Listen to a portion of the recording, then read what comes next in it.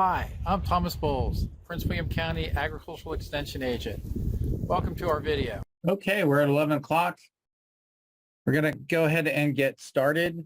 Thank you all for joining us. This morning we have Christina Hastings, who is a Master Gardener and a member of our staff here. She is going to talk to us about gardening as we age. And so take it away, Christina, whenever you're ready. Thank you, Thomas. It says Valerie Hillsman, but it's really me, Christina. I had a little technical difficulty this morning, so I just changed offices. So I came up with this idea of, I started researching gardening techniques for seniors just because I read an article in like January or February about woman up in Michigan who is a master gardener. She turned 100 years old and she was still actively gardening. She was the co-leader of their demonstration garden. And I was like, wow, that's impressive. And, you know, I'd like to, if I ever get to be 100, like to continue to garden as long as possible. So that's how I came up with the idea. And I started looking into what you could do or what I could do to make me feel better gardening, because I have a tendency when spring starts to go out and work from dawn to dusk in my garden, and then I get in later, and I was like, why did I do that? My muscles were sore. There were a few times that I forgot to go in and eat something. So I started looking into all of this, and I was really surprised at some of the things that I found that I did not know were available. And the second reason I started doing this is last year during my annual physical, I had a bone density test, and it said I was borderline with osteoporosis. So my doctor knew that I was a gardener, and he knew I liked doing that. So he suggested that I start some exercises that would help me not only with gardening, but would also help with prevent osteoporosis, or at least slow it down. So what does it take for us to actively garden as we get older? What kind of shape, both physically and mentally, are we in during the winter months before we start gardening? And we don't want to jump into gardening without a lot of preparation. So, and that's preparation for us, so we feel better. And because if you do that, then you can cause some serious injury and pain. And then I also thought about people with some physical limitations or disabilities. Because I know a few people that would like to garden, and they do have some physical limitations. So I'm not getting any younger, even though I like to think I'm only 40, I'm not.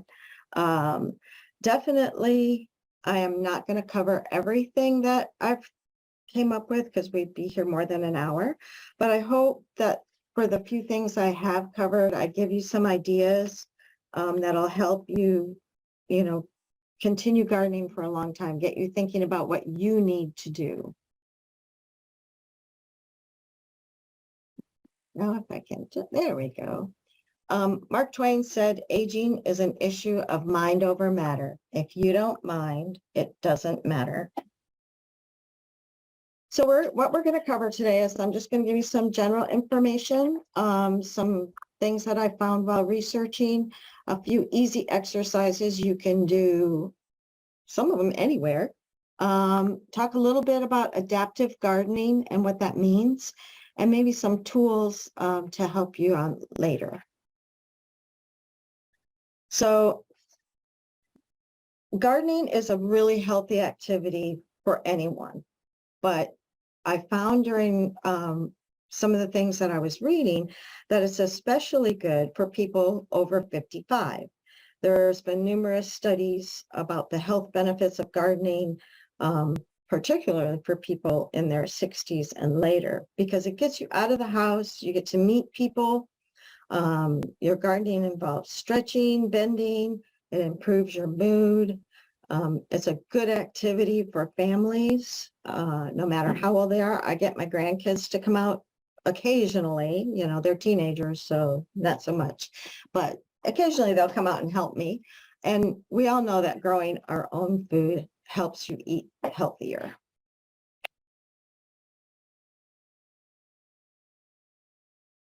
So gardening is exercise.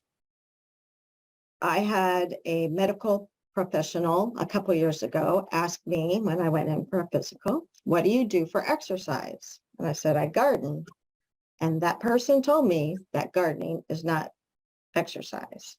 However, the CDC says it is. It's considered moderately intense level activity.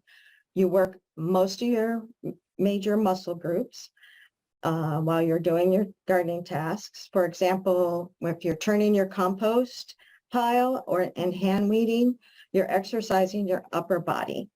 And if you're raking or hoeing, you're using your arms, your shoulders, your chest, your back. And if you want to target your thighs and your glutes, try digging.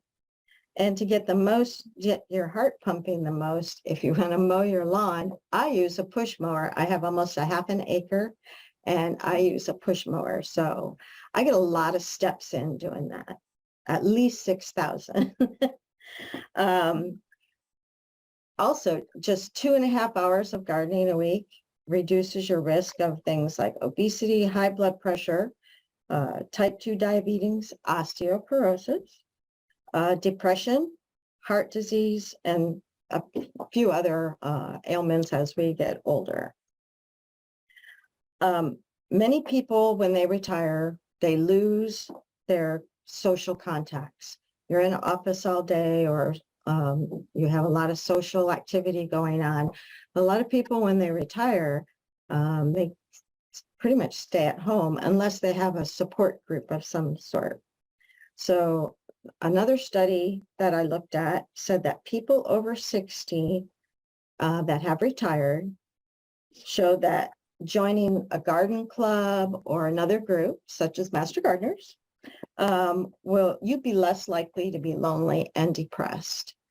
And that same study said that people who garden are more likely to keep exercising and exercise longer than somebody who just walks or does biking.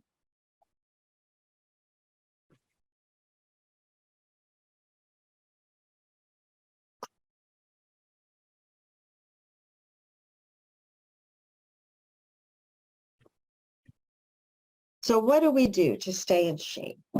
Well, first you need to know your limits. Balance is very important as we age. It's a big concern for people, particularly over the age of 50, because as you age, your balance is off. So you need to make sure that all the surfaces that you're walking on are solid and level, so you can avoid tripping hazards. I can tell you, I was very bad about this because my yard is not level. So I recently bought some,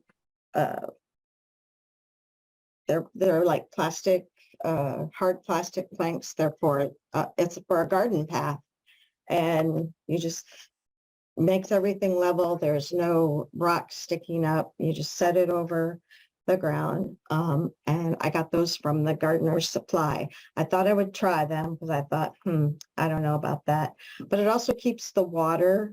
They've got little holes in them, so the water goes through, so there's not standing water when you go out.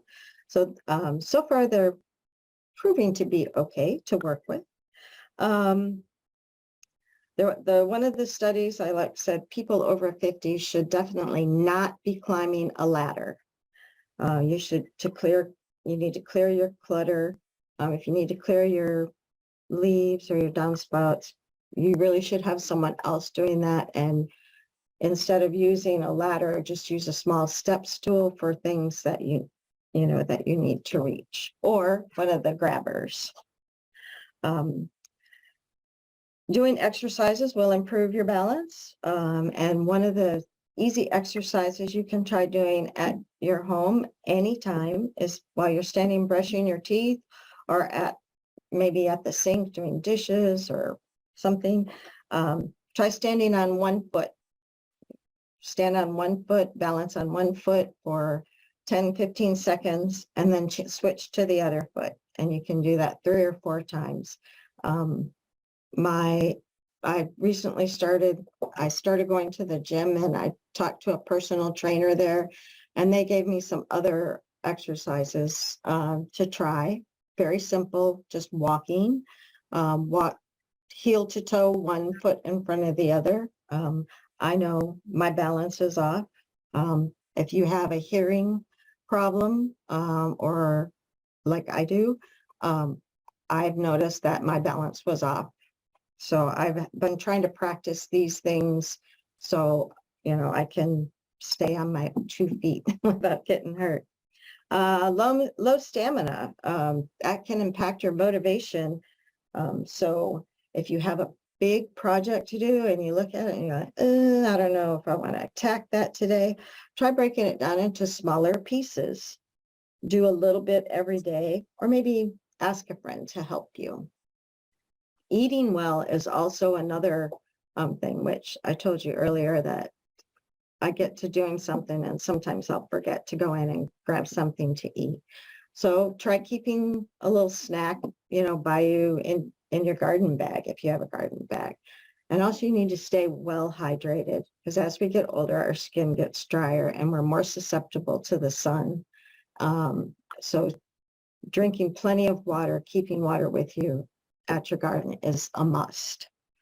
Also make sure you get plenty of rest. 7 hours of sleep at least. I know some of us get that. I did not get that last night, I can tell you. But plenty of rest is also very important. Mobility. Limited mobility of any kind really makes it difficult for us to work in our garden. But don't get discouraged. If you can't reach, say, something across your garden bed, they make long-handled tools, garden tools that you can use, which I'll show you later on in the presentation. If you're having trouble carrying those heavy bags of mulch, ask someone for help, I have a little cart that they just go on, and I actually have a sled that I put them on. It's one of my grandkids' old sleds, and I move stuff around the yard on the sled. It's very easy to do. And exercise. So in the next few slides, I'm going to talk about some really simple exercises you can do, mostly stretching, to at least get you in shape. And a lot of them you can do anywhere.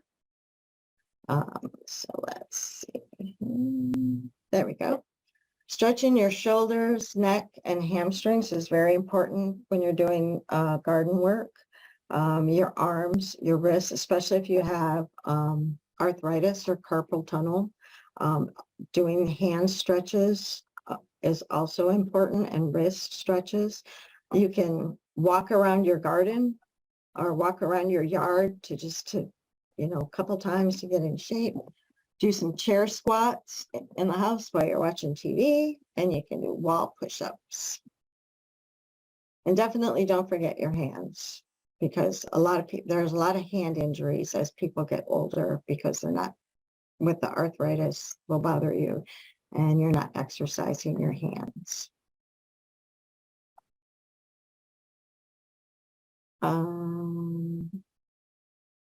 Let's see. There we go. So here's some exercises you can try. You can try them right now if you want, while we're sitting here talking about them. So for your neck,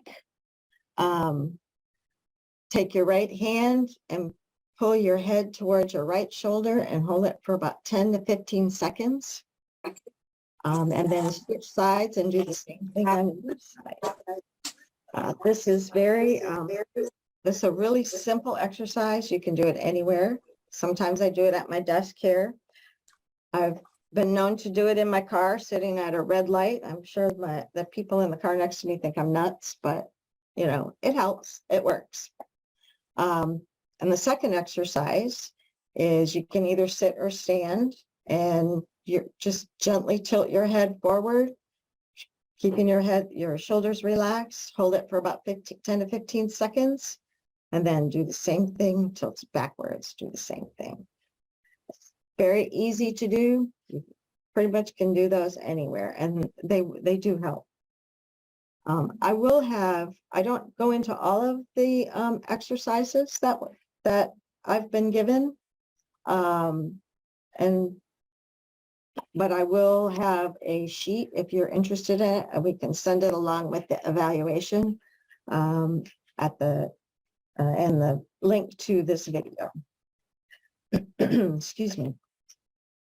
So another one is your arms and your shoulders. So the shoulder shrug you can do anywhere. You just raise your shoulders to your ears, hold it for about 5 to 10 seconds, then relax, and then repeat it again, at least 3 or 4 times.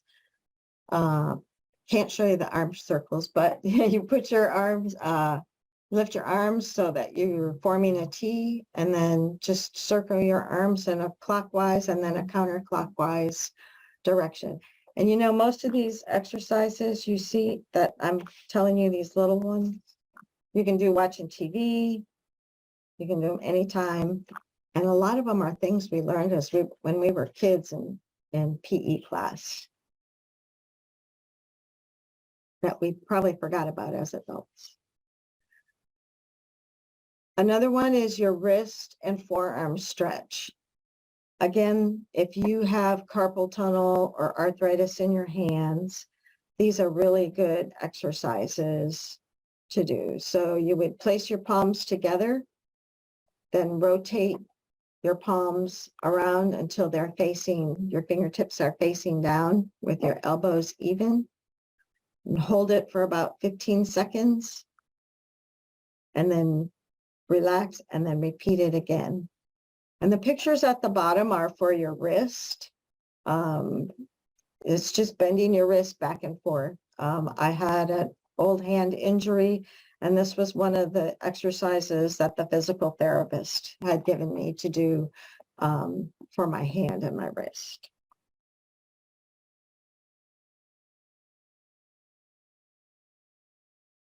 Another good one for while you're sitting watching TV is your hamstring stretch. You can sit in a chair, put one foot in front of you, the other in front of you, with your toes pointing up, keep your back straight, and then lean forward. Just do that for each of these is 10 to 15 seconds. Then you switch arms or legs, whatever exercise you're doing, and repeat them at least 2 to 3 times. This back stretch I really like, and I do this one, especially it's good for your upper back. You can stand straight or sit in a chair, put your hands behind your head, and then just pull your shoulder blades together. And to me, it feels really good. I really like doing this one. So again, 10 to 15 seconds, repeat 2 or 3 times.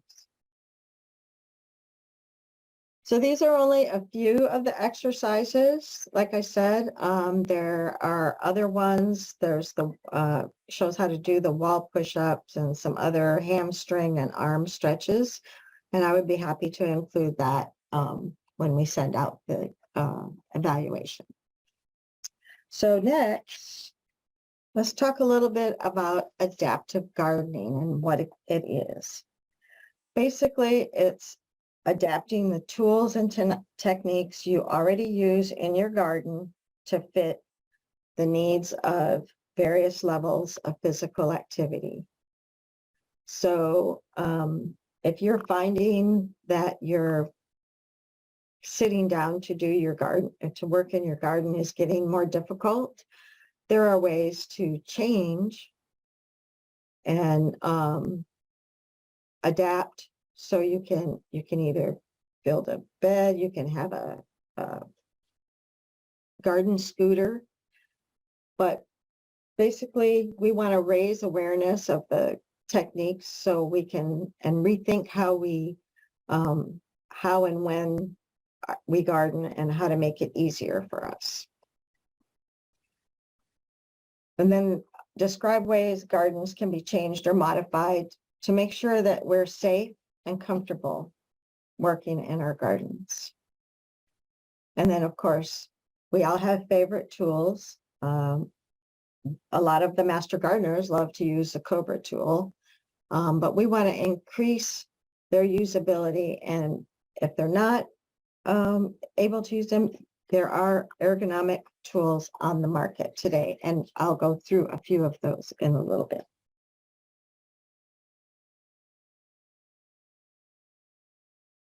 So one of the resources I used when researching this was a book called The Lifelong Gardener by Toni Gattone. She is a master gardener. I believe she lives in Oregon. She recently did a Zoom class for another master gardener group, and she talked about adaptive gardening. So in her book, she addresses these 10 rules for adaptive gardening. So you need to accept what is. What that means is our body changes as we get older. There are things that we cannot do that we could do when we were younger. We kind of need to accept it and move on. And hopefully some of this will help us do that. Make sure you have a safe and comfortable garden space. So you might have to make adjustments to your garden, where your garden is it in ground, is it raised beds? You might have to make adjustments just so that you can continue gardening. Stretching and yoga are very important. I know a lot of people do yoga, and we talked about stretching. Very, very, very important to do. Garden smarter. So what that means is just anticipate what chores you have to do, decide what tools you need to do it, and then grab your tote and go out and do what you need to do. You might need to cut those tasks. Like I said, instead of doing some big task all at once, you might have to reduce and do little small pieces or work 30 minutes at a time and then take a break. Save time and money. So if you're a master gardener, or if you've been on any of our other videos where we talk about planting natives because they are less work, also putting the right plant, right place, that's kind of our mantra. So you don't want to make the mistake of buying something, say like a fig tree that grows 30 feet tall, and maybe you could just get by with a dwarf one. And planting natives not only is beneficial for our environment or the environment of where you're at. I've noticed there's a lot of people from outside the Virginia area that may have logged on. So find out what native plants are in your area. Plant those. They're less work. Don't be afraid to ask for help. You have a relative, a grandkid, maybe they'll help you, depending on how old they are, or neighbor. I have some great new neighbors that just moved in, and I was out there, one of my trees is dying, and he offered to come over and help me clean up, which was really sweet of him and his little boys. Look for ways to make your gardening easier.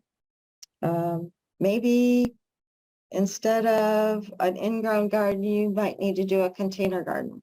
That might be easier for you. And also look at the types of containers that you're buying if you are doing container gardening. Buy a tool sharpener. Make sure, so you have your pruners sharpened. Make sure you clean your tools and keep them sharp. Use ergonomic tools that are more comfortable. These are tools that are adapted. I've looked at some pricing. They're not really that much more expensive than the tools you're buying, but they are configured differently. And if you have a bad back, try a vertical garden that way, or garden with containers.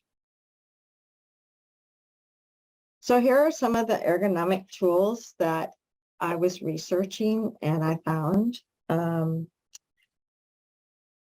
So the shovel here is it's called a Radius Pro Light shovel, and you'll notice that the handle is rounded rather than just having the long handled shovel. This is a ergonomic, says pruner on my list, but that's not really a pruner. So notice the handles are rounded. Relief grip garden gloves. These help you help grip stuff better. They've got padding. I don't know if you can really see. They've got padding in certain places that'll help you. These are the long-handled garden tools that I was talking about. I mentioned earlier that you notice the handle in there. That way you don't have to like reach across your garden. You can just use one of these tools. Kind of like reminds me of the grabbers that you can use to pick things up.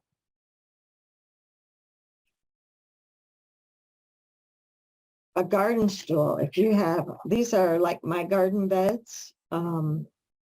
So a garden scooter with a place for your tools. You can find this at Gardener Supply and Amazon. Everybody's got them, and there's different ones. And then again, some easy grip tools that we have. And these particular tools here are made for people with arthritis in their hands and carpal tunnel. So they're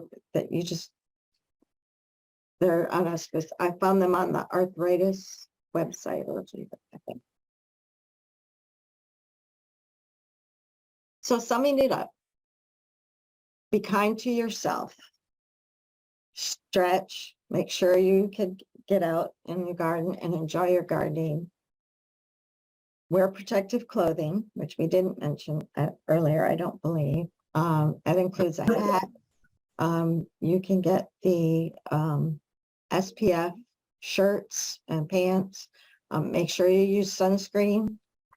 So protect yourself while you're out there. Look at your garden. Look at, maybe take pictures of it. See if it's working for you. What worked for you 10 years ago or 5 years ago might not work for you today because of physical limitations, or just, I don't know, it might be a big garden. You might need to make it smaller. So change what needs to be changed. Replace any tools that might need to be replaced with the ergonomic tools. They'll help your hands. Hydrate.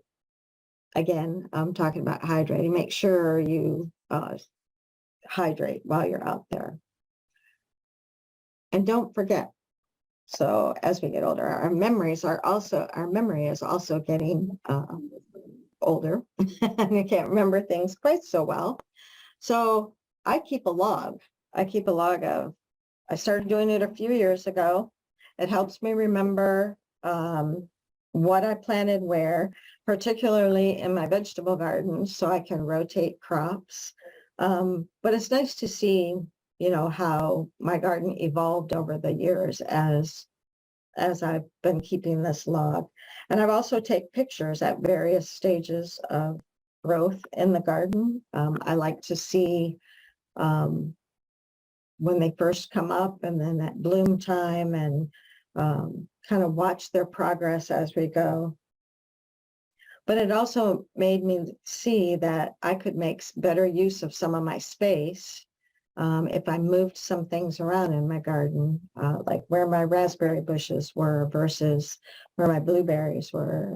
And I actually took my blueberries out, and I have them in containers now, and they're much easier to deal with.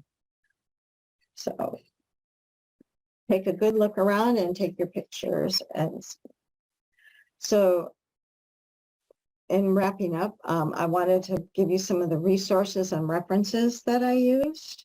The National Garden Bureau website has a ton of information on it, not just about adaptive gardening and gardening for seniors, but they have a lot of good information. And again, the Lifelong Gardener, Tony Gatton's book, I have found a lot of good information in that book. I really enjoyed reading that. The CDC.gov website, if you do cdc.gov/gardening or senior gardening, they will come up with, their website has a lot of information on it about exercises and keeping in shape and why gardening is so healthy for you. Some of the places that I looked for the Ergonomic Tools or the Gardener Supply, Amazon, the Arthritis Shop. And then I'm going to go back one, maybe not. On the previous slide, I had some pictures of some raised garden beds. The one in the middle, I don't know. There we go. Right here. You'll notice the gentleman is in a wheelchair.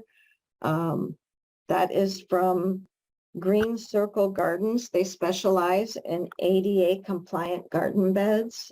They work a lot with schools and senior living facilities so that they can have gardening in there. And then these are some of the raised beds. If more comfortable standing versus sitting on the ground or kneeling. You can pretty much buy these anywhere, Home Depot, Lowe's, Amazon. So those are some ideas for raised bed. And I think that is it. Thank you for everyone who registered and called in to this. I appreciate it. Honestly, didn't think I'd get that much, get that many people interested. But I thought it was an interesting topic, and just I'm still learning stuff, and I enjoy reading the books. So thank you all. That was great, Chris. Does anybody have any questions? Somebody was wondering if there's any handouts. Are you going to mail your list? Yes, I can do that. I can send the some of the information I have. If I have the exercises, I have a handout of the exercises, and I can actually add in the references if you like. Yes, that's what they're. Okay. Yeah, there are a lot of books on gardening for seniors, and with lots of good tips on them, and I just haven't read them all. But like I said, I really just started getting into this in January, and I thought it would be a good topic.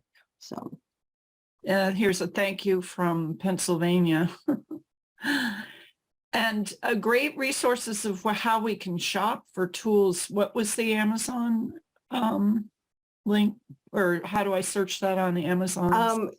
Search Ergonomic Tools. Oh, okay. You said senior shop or something like that. Yep. There's a, I just put ergonomic gardening tools, and there was a whole list of things that came up, and Amazon had almost everything. Gardener Supply had, like I said, has some, and that Arthritis Shop actually was pretty good too. Yeah. But just search ergonomic garden tools and there'll be tons of stuff that comes up. Yeah, great ideas, Christina. Thank you so much. I don't see any more questions. Anybody else have questions? Excellent presentation. Can I share this info with my garden club and with individuals with special needs? This was recorded, wasn't it, Thomas? Yes. Yes, and it will be on our YouTube channel, Prince William YouTube, usually by Fridays. They're up with other fantastic videos. Okay, All our it's probably videos. going to be Monday, just Okay. as an FYI. I have a question. I'm sorry I joined late because I wasn't feeling well. I recently attended a garden club lecture where the presenter talked about vertically gardening, like having a fence, like a wall. And I wondered what your feeling about that was related to aging and physical. When I was reading through and researching, they do recommend vertical gardening. They did have some good ideas on vertical gardening for, especially if you have a bad back.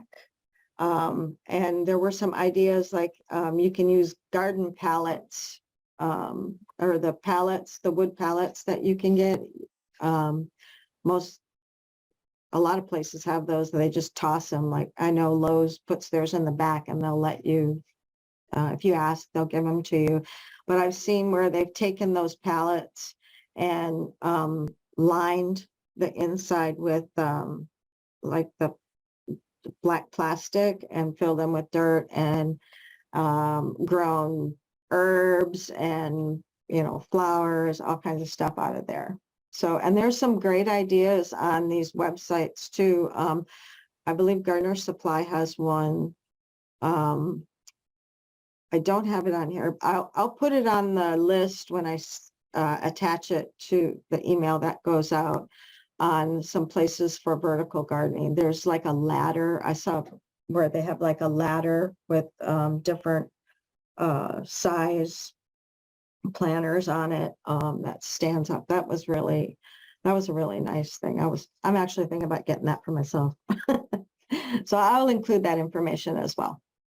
So one quick thing about pallets, if you're going to get pallets, make sure they're pallets that did not hold chemicals. If you get at Lowe's, probably not an issue, but there are some places that use pallets that either are transporting some nasty chemicals or have been treated with some nasty things. So you just got to be aware of that. And just something to keep in mind because occasionally we run into problems with that. But for the most part, pallet gardens vertically do work really well. Thanks so much. I happened to find a Washington Post article, but it took me a long time to find it about wrapping it in the garden material, you know, that you use, and then doing the pockets rather than, you know, purchasing something. So this is all very useful to me. Thank you so much. You're welcome. I want to say there's a thank you from Pennsylvania, Ohio, and New Jersey. And we have three new, Nebraska. Wow. Entering in Awesome. Arizona. That's awesome. Thank you all. Thank you for coming, everybody. We love that. And I don't see any more. I think Maureen just asked this question. Here are two more messages. No, I think that's it. Well, thanks for coming, everybody. And thank you, Christina. That was fantastic. Lots of great ideas for myself. Thank you. I just couldn't cover everything. We'd have been here for more than an hour. And so I tried to limit, but there is a lot of good information out there so that we can continue gardening for a long time. Thanks again. And Yeah. thank you, everybody. Oh, one new message. Maybe it was a goodbye. There's hope for me, a young 77-year-old. That's from one of our master gardeners. Yes, I am inspired. Thank you, Christina. You're welcome, Terry. Goodbye, everybody. Well, Bye, actually, everyone. one thing Thank before we you. go, a couple upcoming classes. We don't have the full schedule for April or May yet, but there are 2 classes on the horizon that folks might be interested in. On April 19th, we're going to have a septic specialist talk about septic systems and how to maintain them. And then on May 17th, Dr. Rideout, who is the state vegetable disease specialist, is going to come talk to us about diseases of the tomato family. So that'd be peppers and tomatoes and tomatillos and eggplant and all those sorts of things. So join us then. Thank you all for coming, and thank you, Christina. We'll see you next time.